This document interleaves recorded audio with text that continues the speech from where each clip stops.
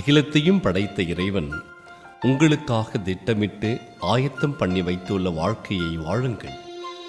உங்கள் இதயம் என்ற ஸ்லேட்டை மனம் திரும்புதல் மூலமாக சுத்தமாக துடைத்து விட்டீர்கள் என்றால் உங்களுடைய கடந்த கால வாழ்க்கை உங்களை தகுதியற்றவர்கள் என்று குற்றப்படுத்த முடியாது.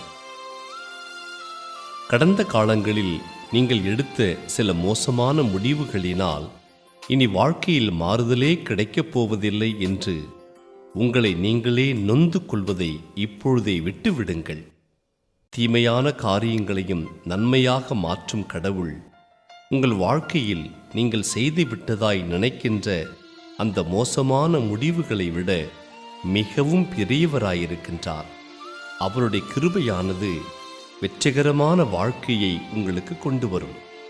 நீங்கள் மனசோர்வுடன் இருக்கின்றீர்கள் என்றால் கடந்த காலத்திலேயே வாழ்கின்றவராயிருக்கிறீர்கள்.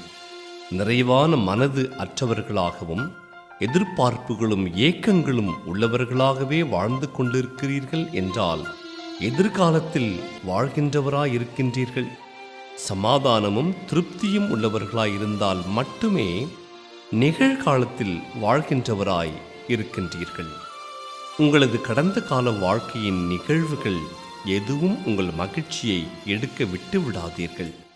உங்களது எதிர்கால தேவைகளும் விருப்பங்களும் உங்களை கவலைக்குள் மூழ்கடிக்க விடாதீர்கள். ஏனெனில் அவை அனைத்தும் உங்களை நேசிக்கும் கடவுளின் கட்டுப்பாட்டில்தான் இருக்கின்றது.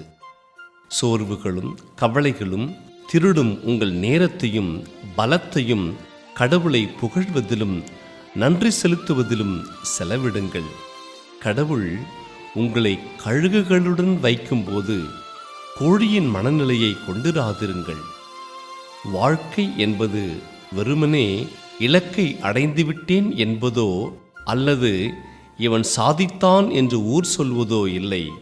உங்களை படைக்கும்போது உங்களை குறித்து கடவுள் வைத்திருந்த நோக்கமும் அவரே உங்கள் கரம் பிடித்து நடத்துகையில் ஆசையாய் தொடருவதும் இறுதியில் கொஞ்சத்தில் உண்மையாயிருந்தாய் என்று சான்று அளித்து எஜமானின் சந்தோஷத்தில் பிரவேசிப்பதுமே வாழ்க்கையாகும்.